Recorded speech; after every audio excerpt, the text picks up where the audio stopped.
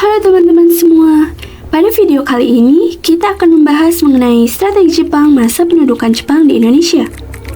Tapi penting dalam pembahasan kali ini, kita akan mencoba mengenal dan memahami apa saja sih strategi serta macam-macam dari taktik Jepang selama pendudukan di Indonesia. Yuk, disimak sampai habis ya!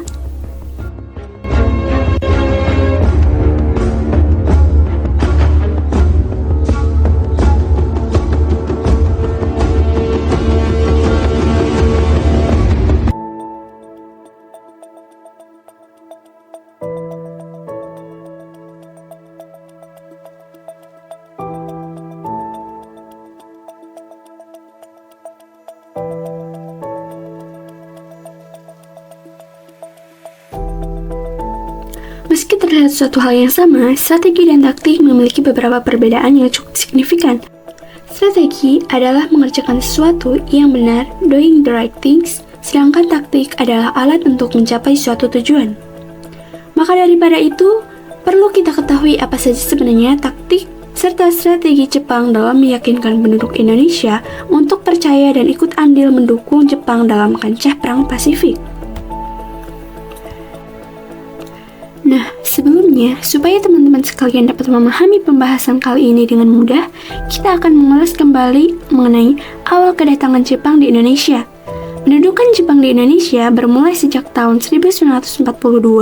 Kedatangan Jepang disambut baik oleh rakyat Indonesia.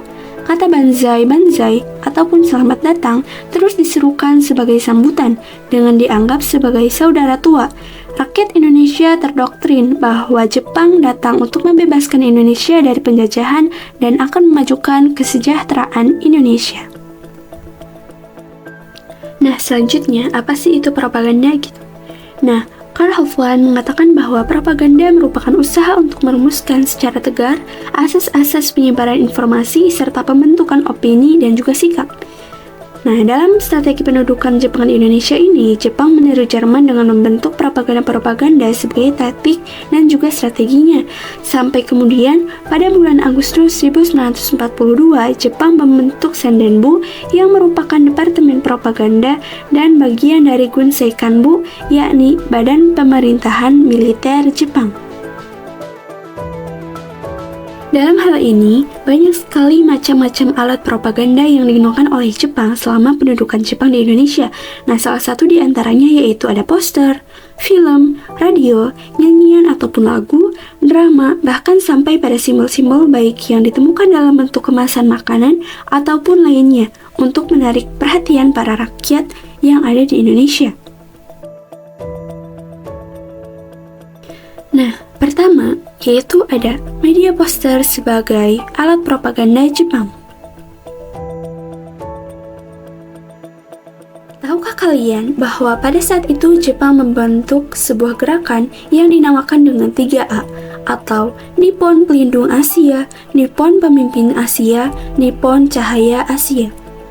Gerakan ini dibentuk pada bulan April 1942 dengan pimpinannya bernama Mr. R. Syamsuddin. Gerakan ini muncul sebagai respon dari terjalinnya kerjasama antara Jepang dengan pihak nasionalisme Indonesia. Kedua, ada Jawa Hokukai, merupakan perhimpunan kebaktian Jawa yang dibentuk pada tahun 1944. Adanya gerakan Jawa Hokukai ini, rakyat diharapkan melakukan pengabdian terhadap pemerintahan Jepang dalam rangka perang di kawasan Asia Timur. Namun, dalih yang diucapkan kepada rakyat adalah pengabdian rakyat yang bertujuan untuk memperkokoh pembelaan tanah air. Poster selanjutnya yaitu ajakan untuk bergabung dengan PETA atau Tentara Sukarela Pembela Tanah Air, yang pada ujungnya ajakan untuk bergabung dengan PETA ini adalah untuk mengumpulkan pasukan dalam kancah Perang Pasifik.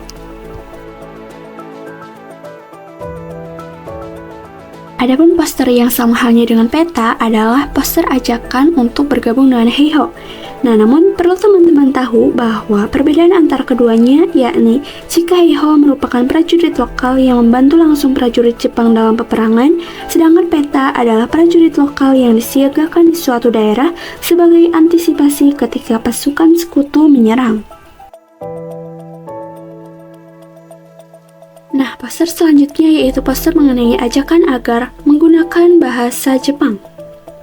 Dalam hal ini, Jepang juga menerapkan bahasa Indonesia dan bahasa Jepang pada masa pendudukannya. Bahasa Jepang bahkan termasuk ke dalam 4 mata pelajaran utama yang ada dalam kurikulum pembelajaran. Nah, selain media poster, film juga dijadikan sebagai alat propaganda Jepang.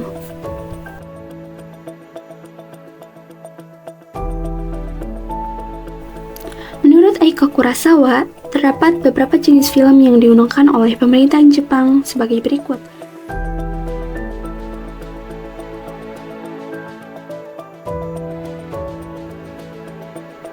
Dalam melancarkan propaganda film ini, Jepang memberikan penayangan film secara gratis kepada pribumi yang telah melakukan pengujian terlebih dahulu terhadap film tersebut.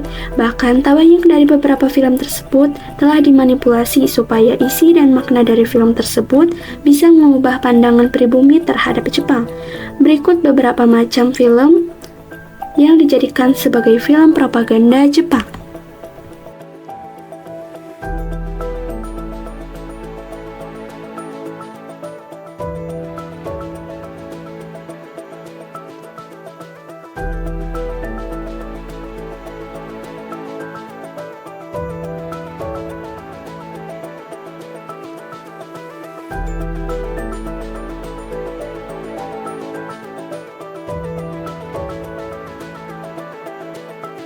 Sekian pembahasan pada video kali ini, semoga bermanfaat. Sampai jumpa di video selanjutnya.